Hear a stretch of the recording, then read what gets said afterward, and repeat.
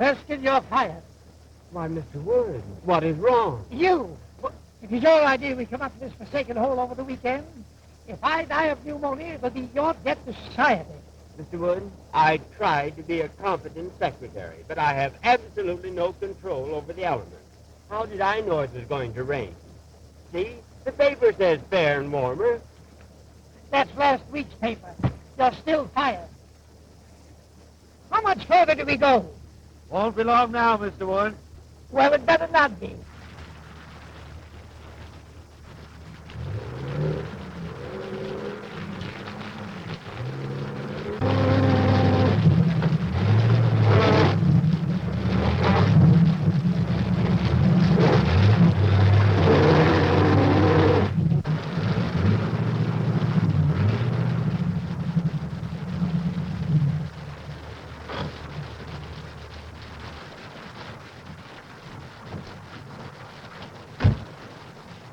Something the matter?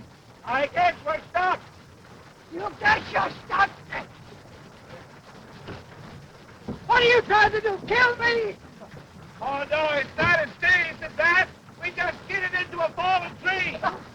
Don't stand there. Don't stand there like a trained seer. Suggest something. I'm sorry, sir, but I never did work well underwater. I know this part of the country intimately. There are several houses nearby. We can walk to one of them. Swim, you mean? I see a light down that way. You couldn't see a light if you looked at the forest fire.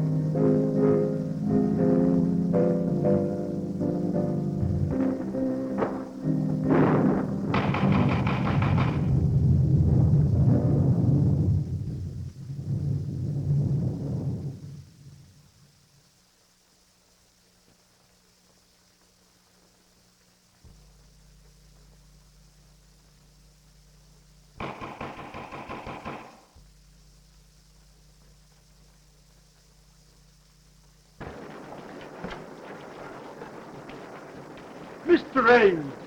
Oh, hello, Carle. I'm sorry. I didn't recognize this as Dr. Kent's house. Just a moment, Ames. I don't know who this Dr. Kent is, but I'm getting out of the storm even if he turns out to be the missing link. Yeah. Coming in, Mr. Ames?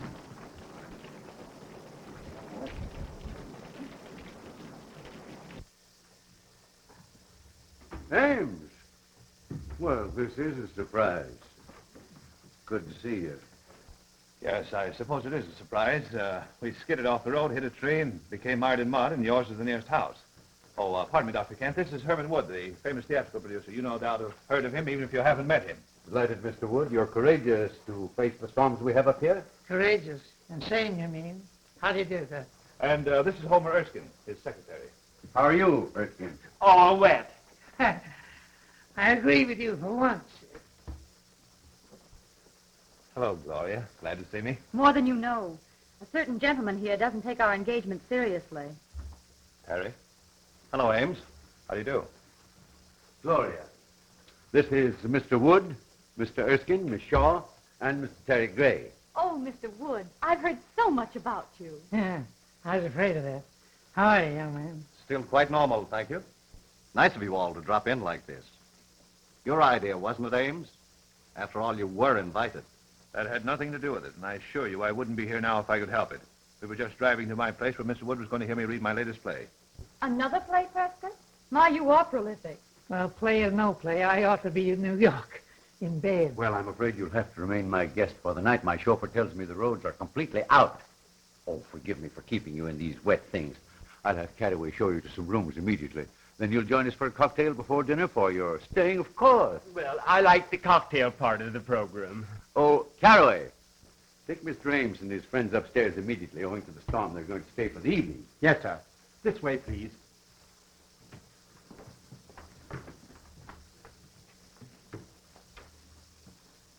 Who are you? Why, you tell her. I'm beginning to be uncertain of everything. Why, this is Mr. Wood. I'm Mr. Erskine, his secretary. I pity you so much. You're surrounded by tragedy and sorrow. Well, you are psychic, Beatrice. Mr. Wood is the greatest producer of tragedies and dramas in the country.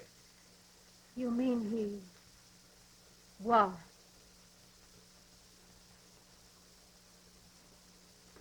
Hey, Ames, about this play of yours. Why, yes, it's in my bag. As long as we can't reach my place, why not let me read it to you here? Look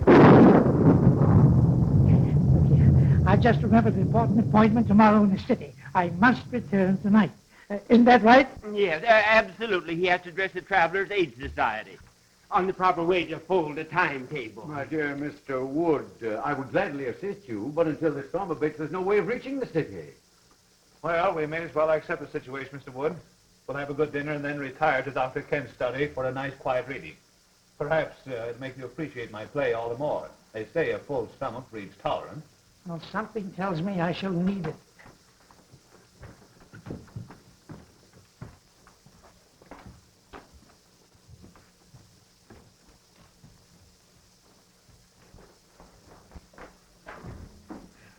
Mr. Ames, this is your room. You've used it before. This way, gentlemen, please. This is yours, sir. Right. And this is yours.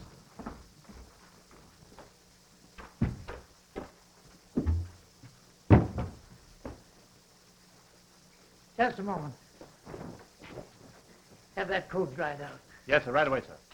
Anything else, sir? Yes, close the door when you go out. Yes, sir.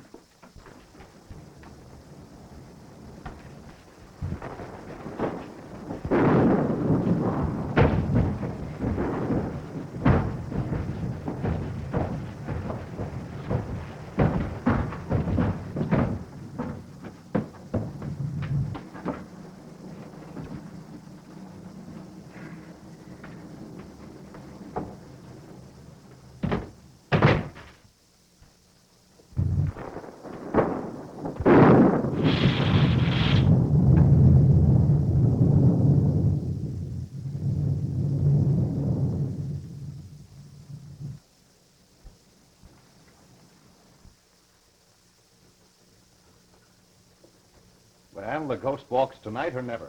You don't sound very hopeful. To the contrary. Not only hopeful, but brave. I'm going to ask you to marry me and go to California, where the sun always shines and the oranges fall from the trees to your breakfast table. That's a beautiful picture on a stormy night like this. But with or without the oranges and sunshine, you know I won't marry you, Terry, because I love someone else. Terry! Pardon me?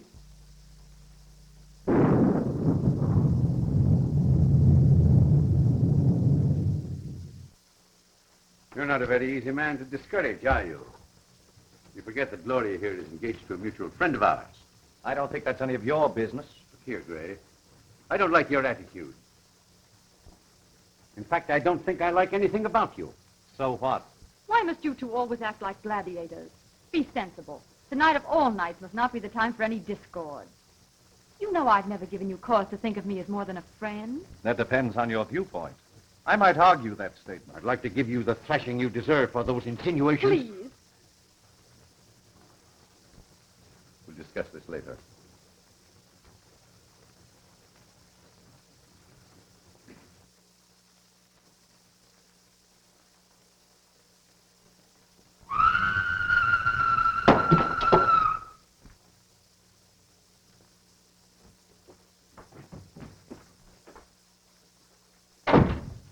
Erskine.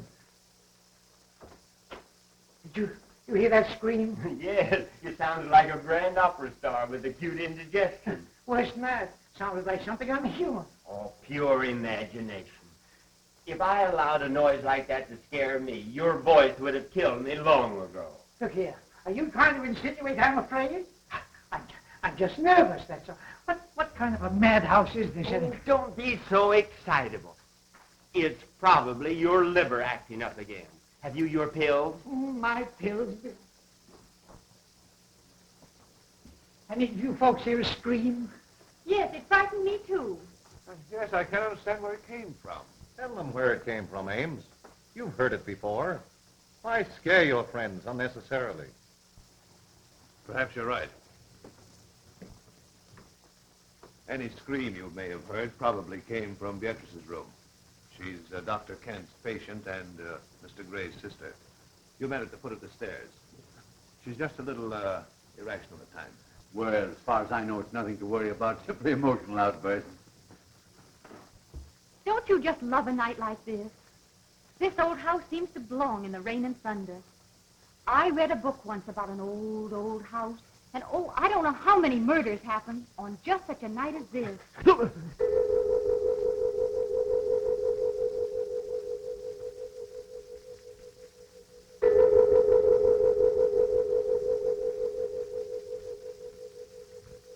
Was that the clock?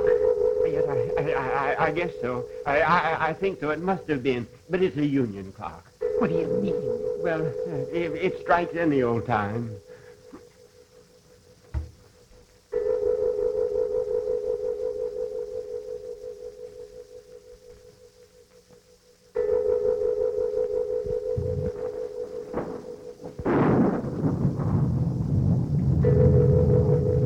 What's the matter with Beatrice?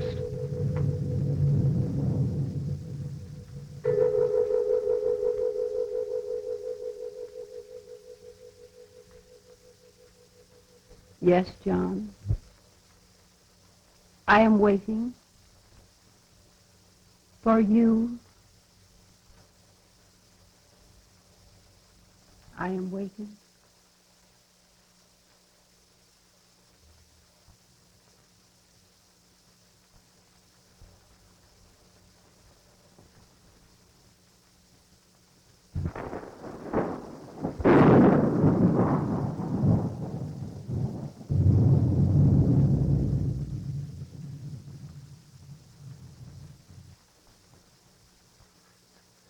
That woman gives me goose pimples. I've seen saner people than her in asylums. I'm sorry this had to happen. Beatrice's spells are unnerving to a stranger, but after one gets to know her... Know her. Say, if I never see her again, I'll be satisfied. Now, if you'll be so kind as to find some method for me to leave this house, I'll see that I take it. Oh, Prescott, we couldn't let you do that with your friends. I think your friend is unduly alarmed, Ames. Oh, is that so? Well, who asked you? He has high blood pressure. He should calm himself. Oh, Miss Beatrice's actions are nothing to fear. She simply dwells in the unknown. As her attending physician, I can speak freely. The girl suffers from hallucinations and the shock of a tragedy that occurred in this house 3 years ago this night. Mr. Ames remembers that night very distinctly, no doubt. That's why he shuns my house. Dr. Kent, I see no reason for making my sister's grief public talk. I bet the doctor's going to tell us about some terrible operation. that ought to be cheerful. The unsolved murder of your sister's husband must be public talk in this house. Murder? I have taken notes on her actions since that night, and each year, at this hour, the flutter of that sound is heard, and she has acted as though the spirit of John, her dead husband, had returned to her. That's all there is to it. Erskine, we're leaving. Dinner is served, sir. No, we're not. Ghosts or no ghosts, we're eating. We're leaving. Don't disobey my orders. No, I'm not. You fired me an hour ago.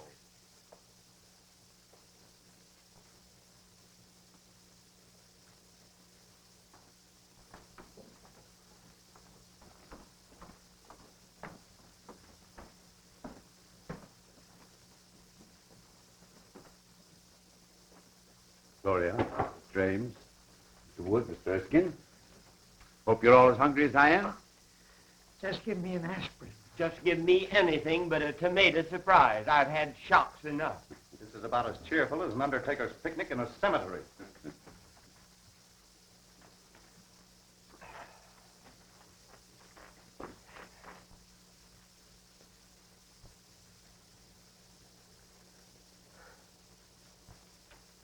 You're right on time, John. I was so afraid you might disappoint me. Mr. Wood, I think you're right. We better leave now that John's here. Yes, Erskine, I'm not a cowardly man by nature, but my nerves won't stand this any longer. That woman is dangerous. My friends, please.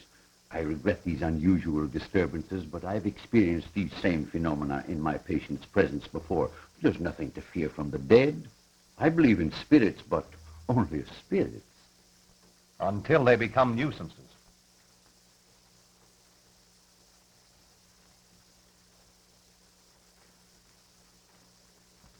There are no spirits. Except these.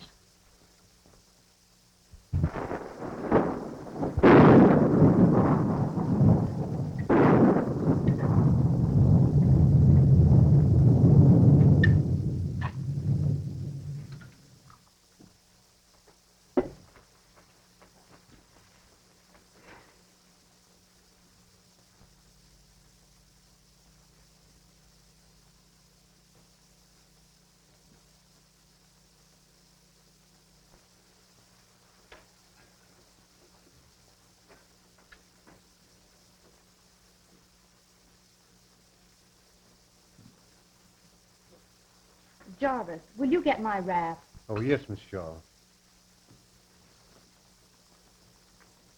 Cold, my dear? Oh, your hand's like ice. Sorry. Why, Prescott, you haven't eaten a thing. No, I'm not hungry. Neither am I. Mind if I smoke? No, of course not. I think men that smoke cigars are so virile looking.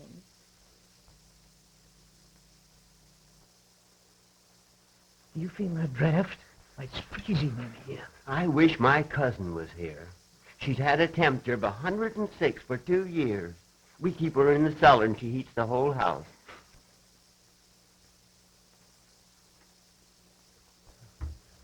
It is chilly. Oh, Cattaway, will you see where that draft is coming from? Yes, sir.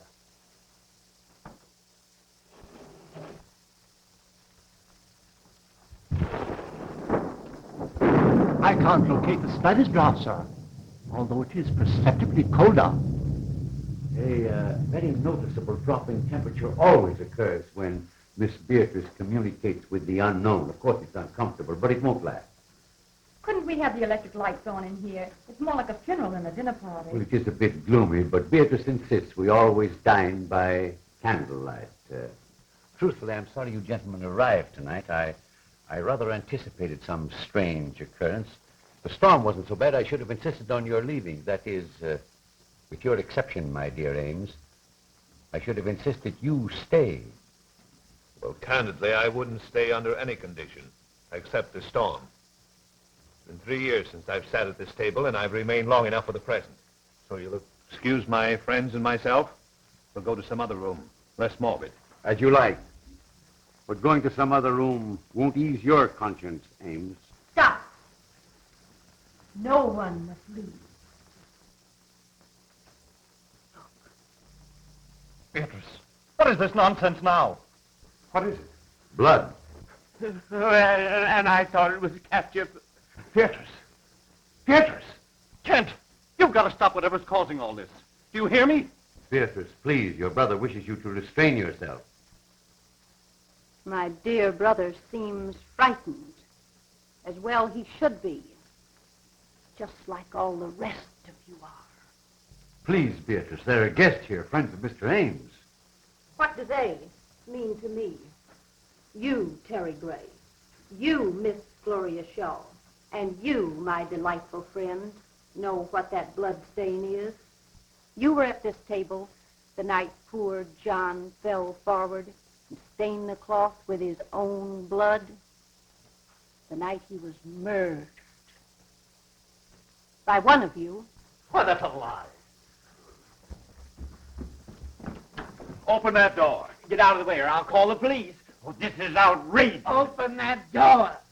Unloosen that portal. I'm sorry, Miss Beatrice's orders are, let no one leave.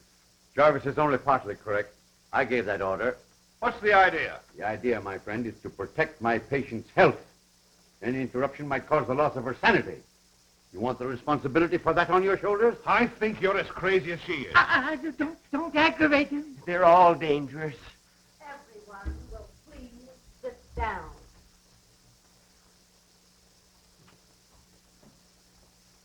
You can't frighten me into anything.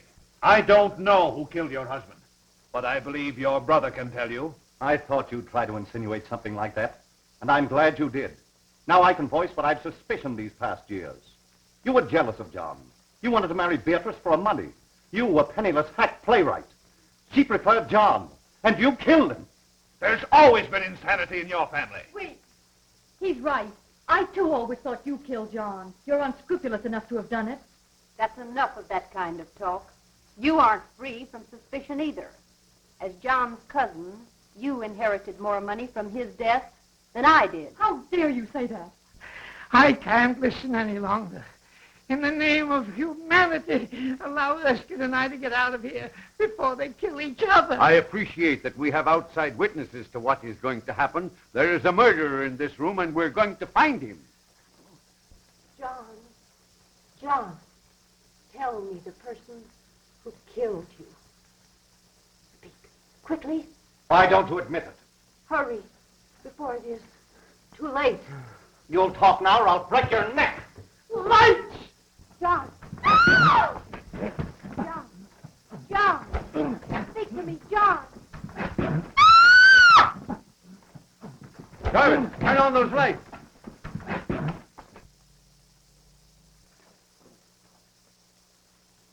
Why, where's Beatrice? Why, I don't know. Dr. Kent, I demand I be allowed to leave this room. And I'm with you. Remember my years of devotion to you. Divided we arrive, but united we leave. Of course, I'd give anything in the world if this hadn't happened. Jarvis, open that door. Oh, Mr. Wood, I'll see you later. You'll not see me later. Not for a month, not for 10 years. I'm getting out of here.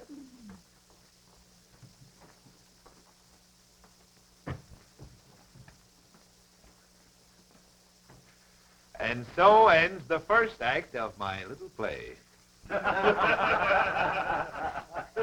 darling, it was wonderful. Well, we certainly scared those two. Nelson Wood's famous for his temper. Isn't it remarkable how they reacted almost exactly as you had written them into your play? I'm tired, and we've 2 more acts to go. Well, you're as clever a group of actors as I've ever seen. And I've got Glory to thank for finding you. Didn't I tell you they were troopers? You don't think we frightened them too much, do you? What's the difference? It's a blooming order of play, ain't it? Oh, Jarvis, go get Beatrice. Good old Beatrice. She certainly played her part well. Yay, but I was afraid she wouldn't scram before the lights turned up.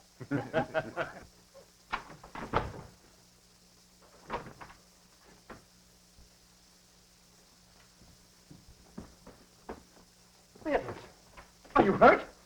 Beatrice, what's the matter? Speak. She's dead. This is my room. No. And whoever it does belong to has a gun. No, let's don't annoy. Oh, shut up. This may come in handy. A manuscript. The Ghost Walks by Prescott Ames.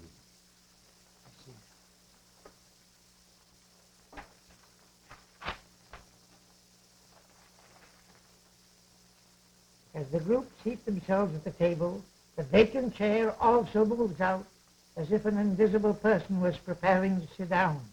All eyes are on the chair. As the vacant chair slides back to the table, Beatrice addresses its invisible occupant. Beatrice speaks. You are right on time, John. Erskine, we've been witnessing a dress rehearsal of Ames's horror play. You mean all those scares were part of the play? Certainly. Wait. Here, let's try it again. Here, listen to this.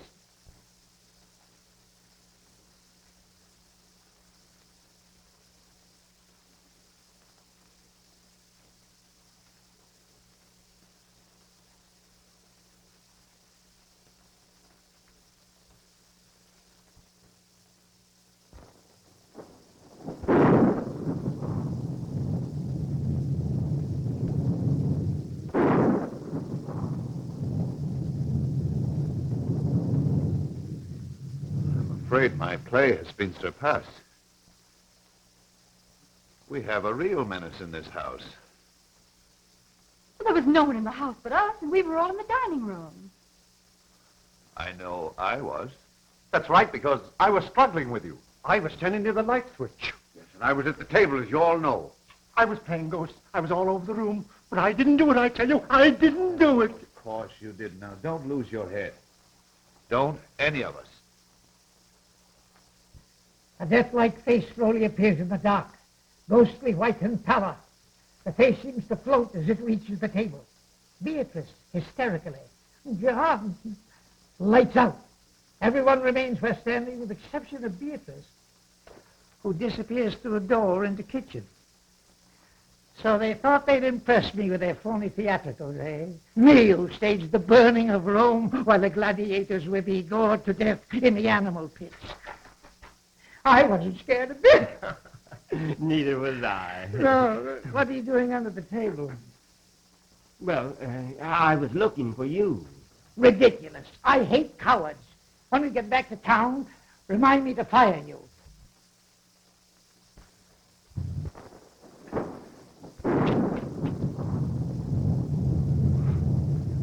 Let the play continue.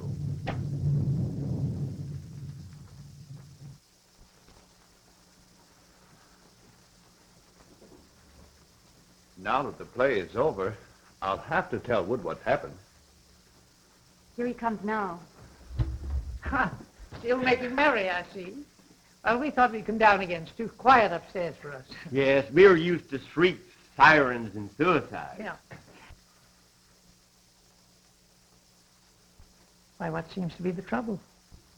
Hasn't Miss Beatrice been found? Yes, she has been found. Dead. Is that so? No, I mean, it can't be. It's impossible. What are you talking about? Mr. Wood, I'm trying to tell you that Beatrice is dead. Beatrice is dead. I don't believe it. Let's put this whole thing straight to you, Mr. Wood. We're all actors, hired by Ames here to present his play to you. Actors? Everything that's happened since you arrived was part of the play. Except poor Beatrice is dead. Mr. Ames, am I to understand that I've been witnessing part of the play you were to read to me? Yes, I thought it a good method of presenting it to you. You see, this is really my house, and the fallen tree on the road was all part of my scheme to fool you. The storm, of course, was an added break. Well, if these chills and thrills have been theatricals, where does the death of Beatrice fit in? Surely you don't destroy your characters. Somebody evidently does. We don't know any more about it than you do. The police should be notified. Now, wait a moment, everyone, please. I know that this is even more confusing to Mr. Wood than it is to us. He still believes we're putting on the play. So the only thing we can do is to show him Beatrice. By all means, do. Yes, death is no novelty to us. No. We stage it 8 times a week, including matinees. And benefits. Now, remember, no one is to touch the body until the police arrive. In there.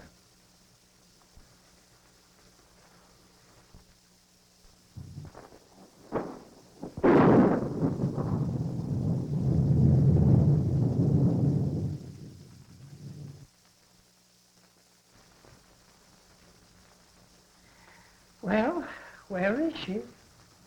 I don't know. What could have happened? Well, you ought to know. You're the author.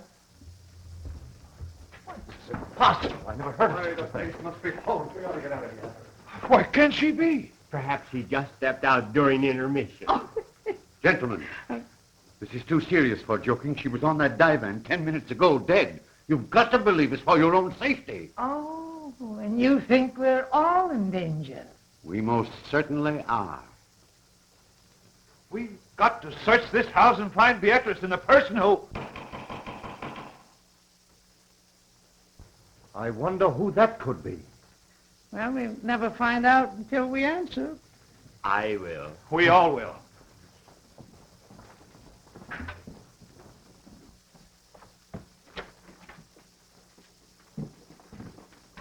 Who are you? Who are you? A guard from the Greystone Sanitarium. Seen anything of an escaped patient around here? What kind of a patient? A quiet one, until disturbed, at which time he becomes slightly murderous. Well, so help me if this ain't a night. Oh, what's going to happen to us next? Who are these people? I didn't know anyone was living here until I saw the lights. What makes you think he came here? Empty houses make good hideouts. I never saw or heard of anyone living here in the past few years. Well, I've been living here about a month. I think you've come to the right house at that. Yes? Has anything happened? Uh-huh. A murder and a disappearance. What are you winking about? Winking? Why, my dear man, you're saying things. I simply stated a murder had been committed. Murder? Ah. Well, it's him all right, then. Well, who is this man you're looking for? At the sanitarium, we'd call him Case 222. I guess you'd call him a homicidal maniac. A maniac? And you think he's loose in this house? Now, be perfectly calm. If my patient is here, and you scare him with hysterics, he might tear you apart to see what caused the excitement. Oh. That reminds me. Has anyone called the police about this murder and disappearance? No. Well, that's the usual procedure, isn't it? Oh, we forgot to, I suppose. But there's a telephone right here in the study. Telephone?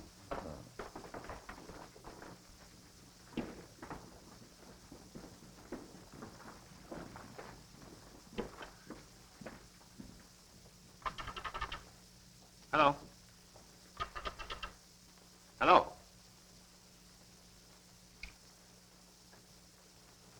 Cut. I suppose no one knows who did this.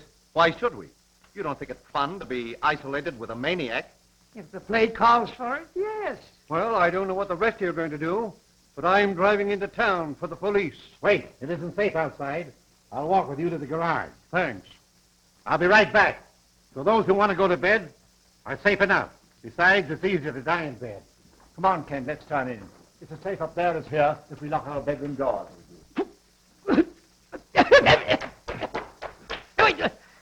What's the idea? Why, you're choking terribly.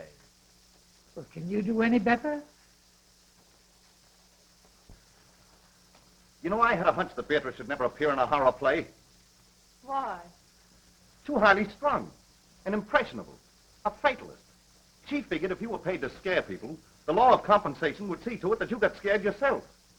Utter nonsense. How could anyone possibly foresee a maniac coming here tonight and committing murder? Don't interrupt him. The play's improving. Not enough action for me. Tell me, Ames, just how did you happen to come to this house yourself? Funny you should mention that. I was just asking myself the same question. Of course, you saw that painting in the drawing room of Guthrie Gillis. Sure, everybody knew him. And his history? Naturally. Some thought he was a great doctor. Personally, I thought he was the worst butcher who ever severed a tonsil. Right. And you remember how 9 of his patients mysteriously disappeared after he treated them? They were murdered. And when the police came to arrest him right here in this house, he committed suicide. He lost his mind from the strain of his surgical work, I guess. Get to the point, man. I know all that record. Now, you say this house was his.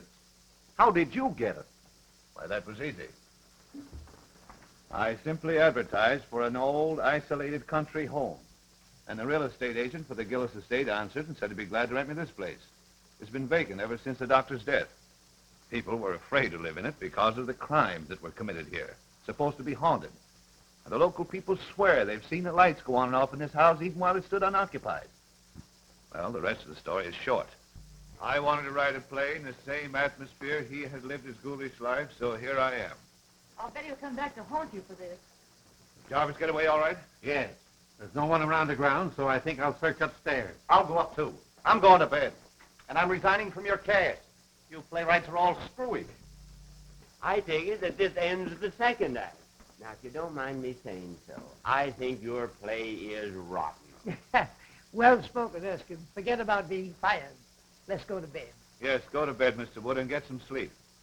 You insist the play is still on, but we've tried to tell you that it's ended in a tragedy. Good night, sir. Good night, Miss Noel. Good night. Ames? Good night. Be sure and let us know if anyone else is murdered. I can't convince those fools. They insist we're still playing for their benefit.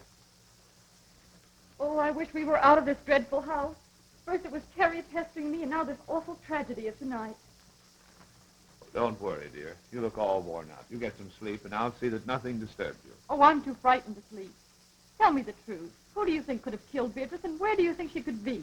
Well, personally, I believe it was just a burglar who's long since disappeared. Then why would he steal the body? Oh, to cover up the crime, I suppose. Now, you go to bed, dear.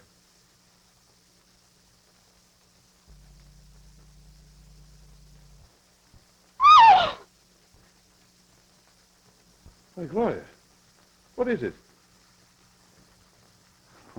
You poor kid, your nerves have completely gone.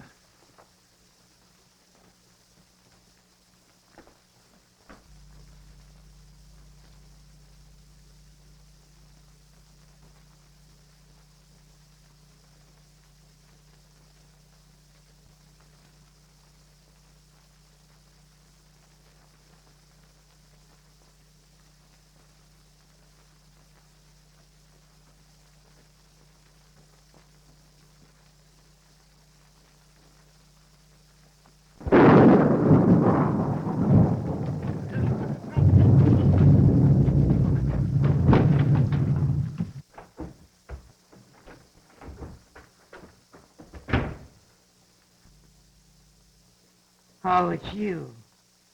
I ought to pull the trigger, Pat. Well, come on, snap out of it. What is it? Mr. Wood, maybe we're wrong. Maybe this isn't the play we're witnessing after all. Oh, rubbish. You saw the manuscript, didn't you? Yes, but I didn't see anything in it about the top of my bed coming down and smothering me, just like a steak under onions. Oh, nonsense. You've had too many cocktails. Besides, I wouldn't be lucky enough to celebrate your demise by violence. That's a fine way for you to talk to me who has been everything to you but a mother. Now, Mr. Wood, listen to reason. I may be all wrong. I'm a nervous man by nature. But if this play is still going on, it's the closest thing to reality I ever saw behind the footlights. Oh, you're a sissy.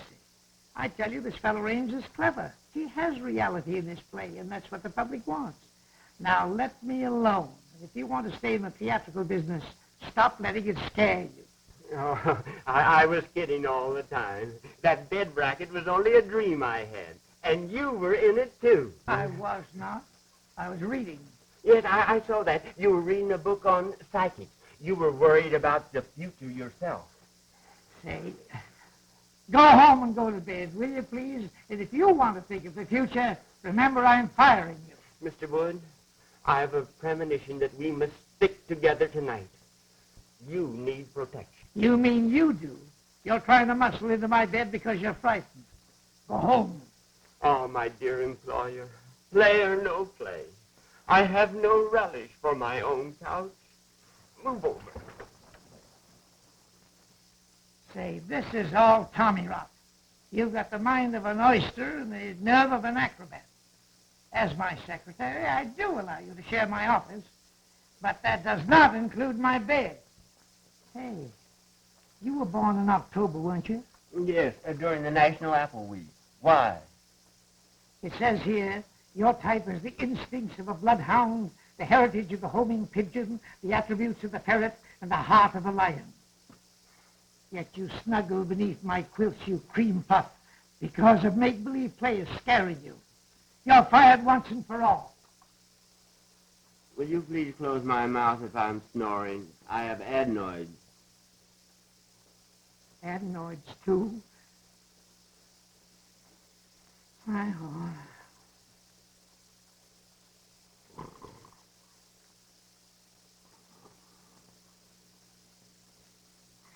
Homing pigeon, ferret, lion. I'm sleeping in a zoo.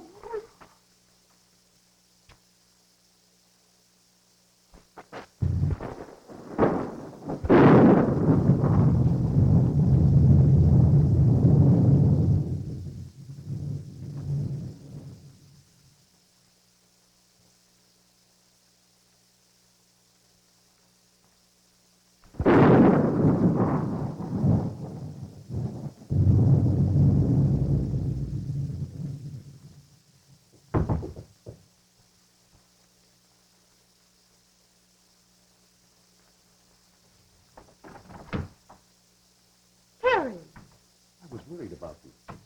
Up here, all alone. I'm all right. Listen, Gloria. You know I love you. Why do you always give me the cold shoulder? I'm just not interested, Terry. Why did you come here? It makes it very embarrassing. Oh, I know. You're afraid your playwright's sweetheart would be jealous if he knew I was here. Well, I wish he could see you now. I just came in to say goodbye. I'm walking out on this play, but I've got a curtain speech to make. And this is it. Stop, Terry!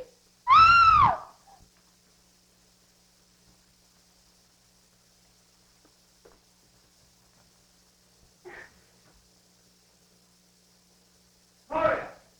Gloria! Why, you fool. Now see what you've done. I'll hide in that closet until he goes. If you tell him I'm here, I'll say you invited me. Understand? Oh, darling, what frightened you? I saw a man. Oh, where was he? He came in that door. I screamed and he went away. Oh, you poor kid, what a narrow escape you had. Wonder what that feeling was about. There's a light in Gloria's room. Let's see what's out. You take it easy. I'll find the guard and we'll search the house again. What's happened? We heard screams. Someone tried to break into Gloria's room. What? Who? I don't know. Here comes the guard. Seen anything? Plenty. Gloria was almost attacked by someone. Fancy that. Who do you think it was? We don't know. We'll wake up everybody and find out. Good idea. Let's try Terry first. Oh, Terry. Go on. Not a sign of him. Whose room is this? Well, that's mine. And there's Erskine's room and that's Mr. Woods. Let's see what they know.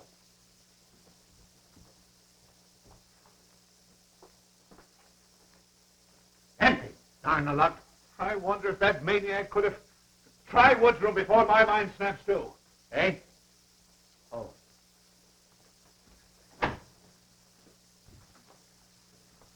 Hey, you two. Get out of here. My office hours are from 10 to 4. Seen anything strange in here? Yes, here's an exhibit that ought to be in a museum. What are you doing in here? I was sleeping. Is the play on again? No, we're just having a roll call. Well, consider us absent. Terry. Terry, come out.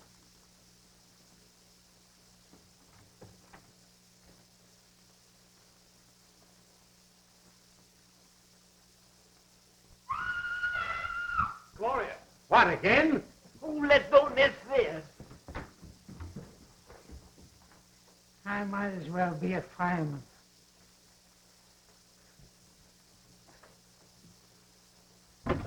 Gloria, what is it, dear?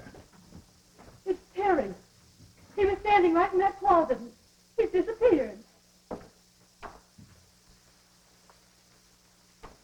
Well, what was Terry doing in your closet? He was hiding. From whom?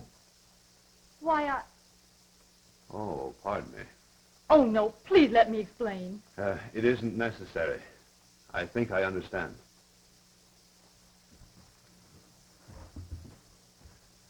I'd sooner trust a lunatic than I would a woman. Yes, they're more reliable.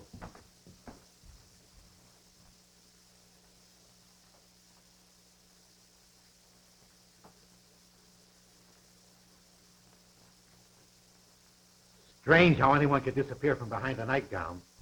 You could from behind my cousin's. She weighs 250. Are you winking at me again? Say, let's go down and get a drink. This isn't a horror play, it's a bedroom farce.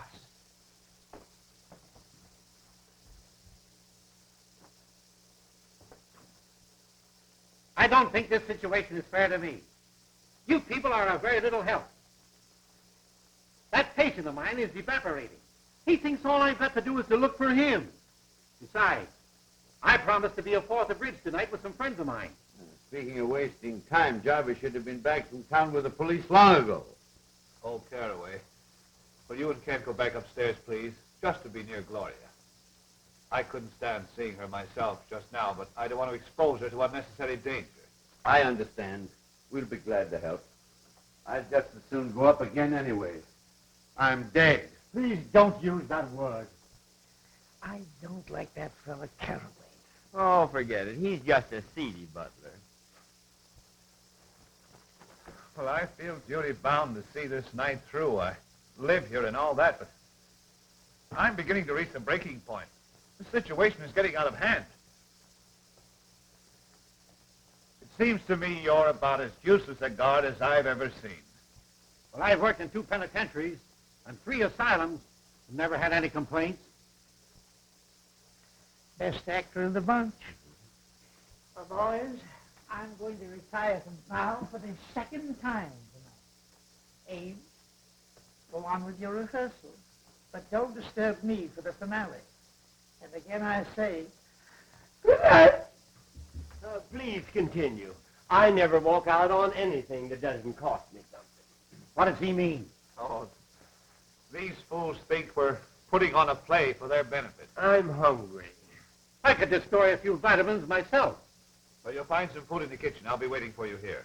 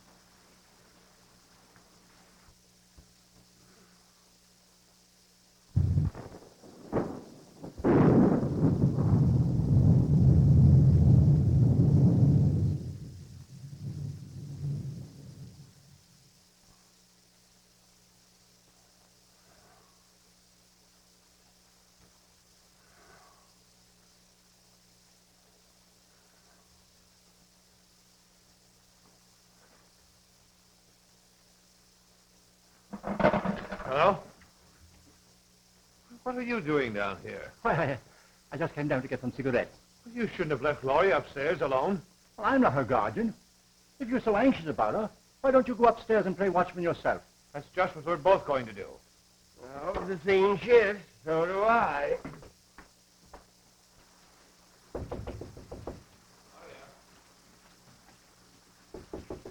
Gloria? Gloria!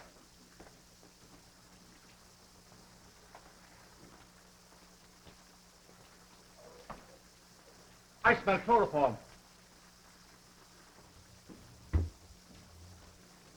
This is all your fault. I told you not to leave her alone. We'll arouse everyone. Oh, Kent? Well, Mr. Wood. He's probably in his room. I shouldn't cue you, but here comes Kent now. Oh, Kent! Yeah? Gloria's disappeared. Huh? Say, have you been out in the rain? No, why? Well, whoever stole Gloria took her out of the window into the rain. Funny that you should be out of your room and then appear all wet. I don't like your insinuations, Mr. Ames. If you must know, I couldn't sleep. I was going to take a bath in the tub and turned on the shower by mistake. That's what I would call a watertight alibi. Maybe Mr. Wood knows something.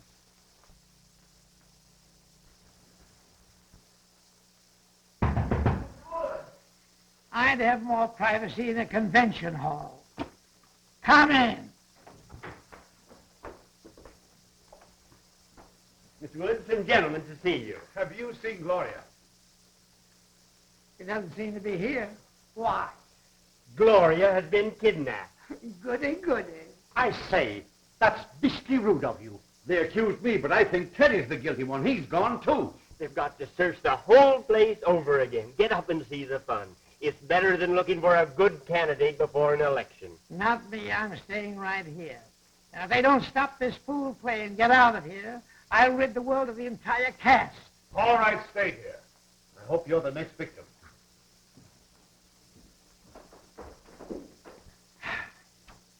Mr. Wood, could I have a word with you? If you try to get in this bed again, I'll shoot you, so help me. I only wanted to say that you're right, as usual. The play is still going on. Of course I'm right. I know the theater like Barnum knew his elephants. And I'm not cross with you, Erskine. In fact, I'm going to raise your salary. Thanks. People don't disappear every 5 minutes in real life. Unfortunately, some don't. I'd like to get some sleep.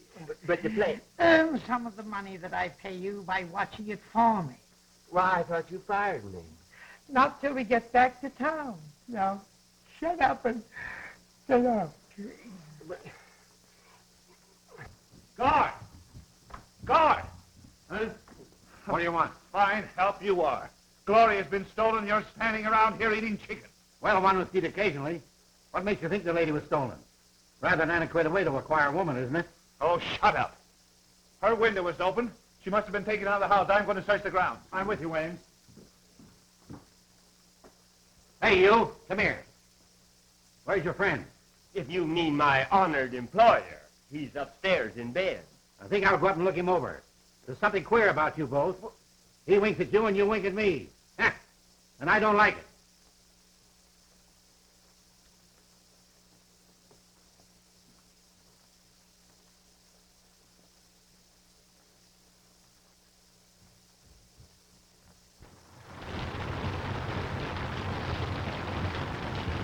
We'll make a careful search of the ground. We'll go that way, now go this. We'll search for the house, and I'll meet you front. Right.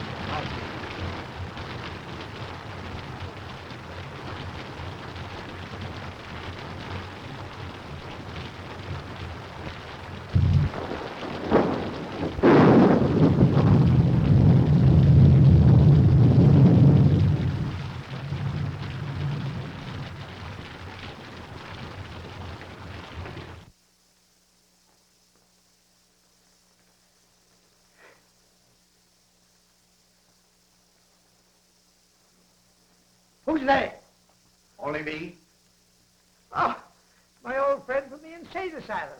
Come on in, sit down. Make yourself at home. Everybody else, huh? Hey, look here, old man, pal to pal. You're not really an asylum guard, are you? No. How did you get? Yeah, you can't fool an old-timer. You know, you're wasting your talents here. You're too good for this stuff. The whole world knows that. I said good, not perfect. Like that play. You know, I've been thinking that over. It's mighty darn gripping. I think it's pathetically bad. I'll have no part in it. Are you under contract to Ames? Me? I should say not. But I'm ready for a presentation now that will astound the world. I believe you are. I'll bet you'd be a sensation and a good part. And I'm going to give it to you. Herman Wood, the man who has given more stars to Broadway than Edison has electric lights, will star you personally in an extravaganza. Splendid, splendid. Oh, are you busy Thursday? Let me see. No, I have nothing planned. Good. Come to my office next Thursday and you sign a contract. Splendid. But you should see me work first. Well, what are you doing now? Wasting time talking to you. Come with me, and I will show you real dramatics. Are you kidding? I never joke. I will show you drama. Stark, throbbing drama, with a master touch of comedy. By golly, I'm with you. Just wait till I get my slippers. Don't forget, Thursday. Come.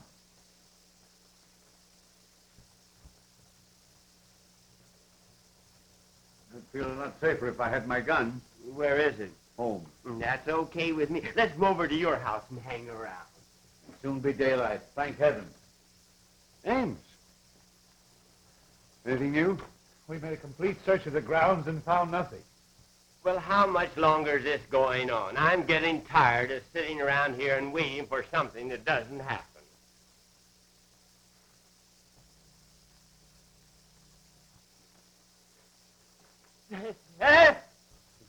I missed the picture. It's alive! It winked!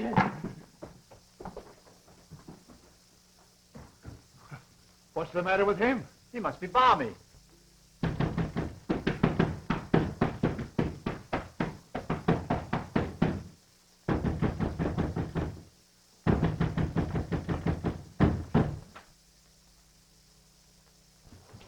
Charles, what happened to you? Remember when I left the house to get the car and the cops? Yes? Well, that nuthouse guard leaves me at the garage. Then just as I'm getting into the car, somebody slugged me with a lead pipe. What was the idea? Well, someone didn't want him to get away. And that someone is probably the escape nut that we're looking for. How many of you are searching for him? There's already been a guard here tonight. Well, there's possibly half a dozen of us. But believe you, and I'll find him. Yeah, this guy disappears every so often. But we always spot him in this neighborhood. I see. Well, after you were hit on the head, why did you come back to the house? I figured getting the police was the wisest move to make.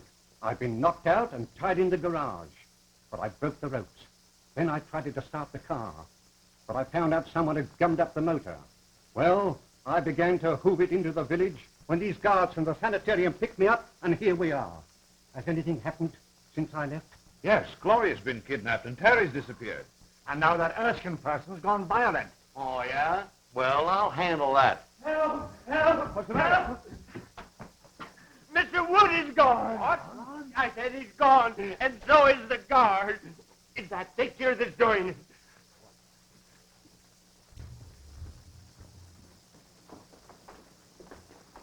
Oh, what's the matter with it? Its eyes moved. It glared at me. Why, it's as solid as the wall. You're daffy. Those eyes never stared out of nothing but a paint pot. I say someone looked out of that painting. Okay, brother, we'll soon find out who's nuts around here.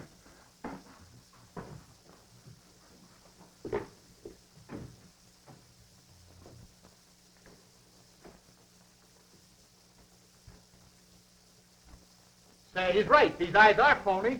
What'd I tell you? Now who's that? Hey, there's a passageway back to this. A passage?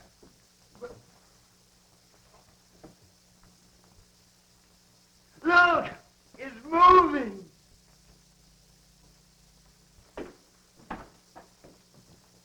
That's how Beatrice disappeared from this room. Well, I'm going to find out where it leads to. I'll go with you. Be careful. It looks dangerous.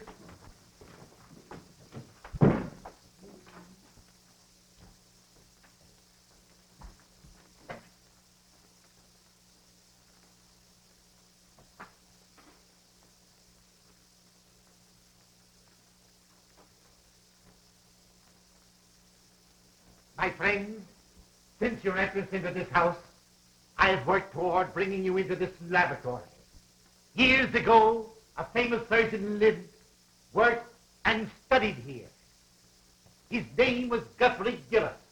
He is dead now, but I, Professor Elmer Transvideo, will carry on and improve his work.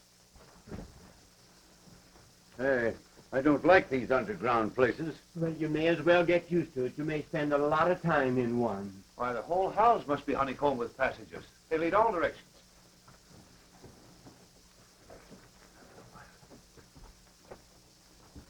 I am the greatest genius you have ever seen.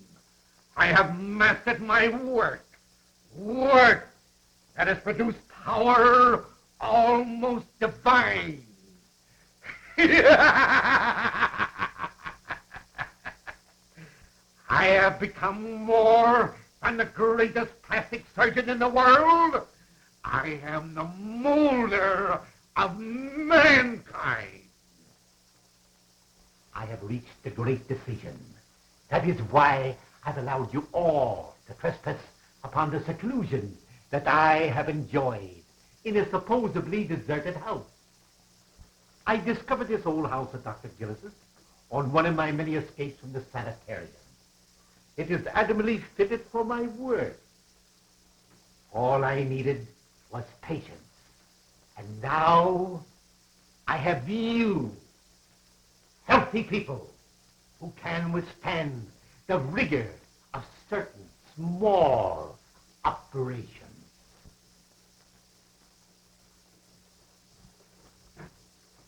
Now, wait. This looks like a door.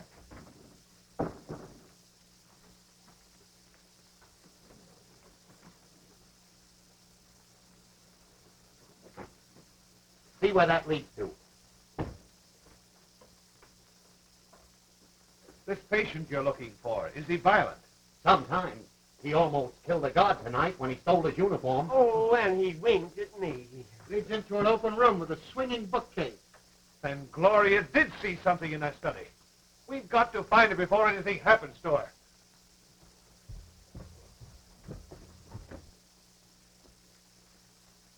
It seems to me this is the fluid I used to paralyze the mice with yesterday.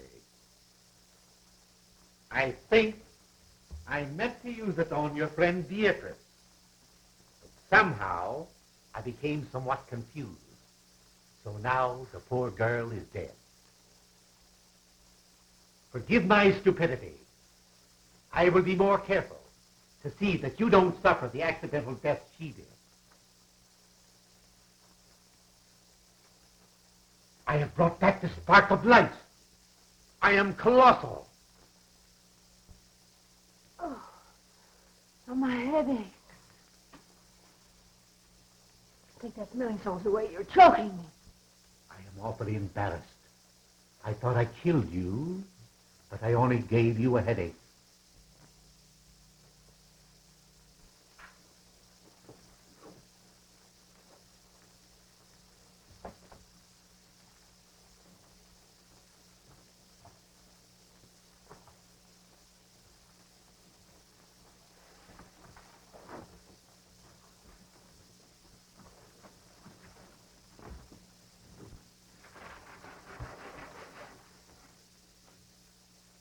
I ask your indulgence in looking at this chart.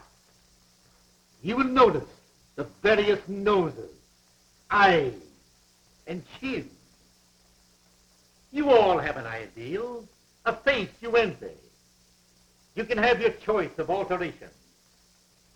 You understand, my operations run in series. You may look as you wish now. Ultimately, I will slowly change you to fit my model. Young lady, you shall have the honor of being the first of my table. I shall require very little from any of you. Just enough to begin my work. A feature from you, a bone from him, and a cartilage from that one.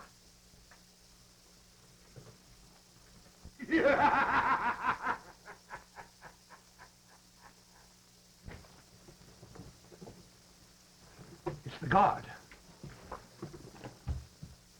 It's Professor Twiddly, the guy we're looking for. Then he's the nut. Well, he's dangerous. Let's get him. Wait a minute. Better not get him excited. I know how to handle him. Hello, Professor. Why, Mr. McLeavy, what are you doing here? Can't you see I'm busy? Sure, but you've got to come home with us. It's important.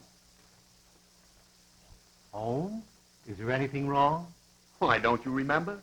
You operated on your old friend Julius Caesar a couple of days ago. Did I now?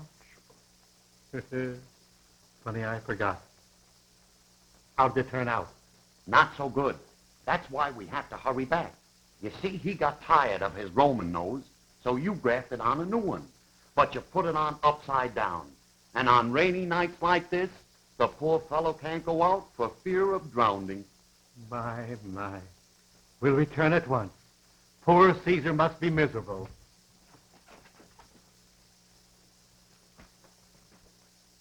Oh, Prescott, take me out of here. I never want to see another horror play. Well, don't worry. I'll never write another one. Yes, you will. What? Absolutely, but you've got to rewrite it. Just like this night and the experiences we've gone through. Even to the murder of Beatrice? Yes, I'm afraid Beatrice will have to die all over again. Well, the ghost walks after all. Congratulations. Congratulations, Joe. You were all right too, Caraway. Thank you, Mr. Wood. Now what's the matter with you?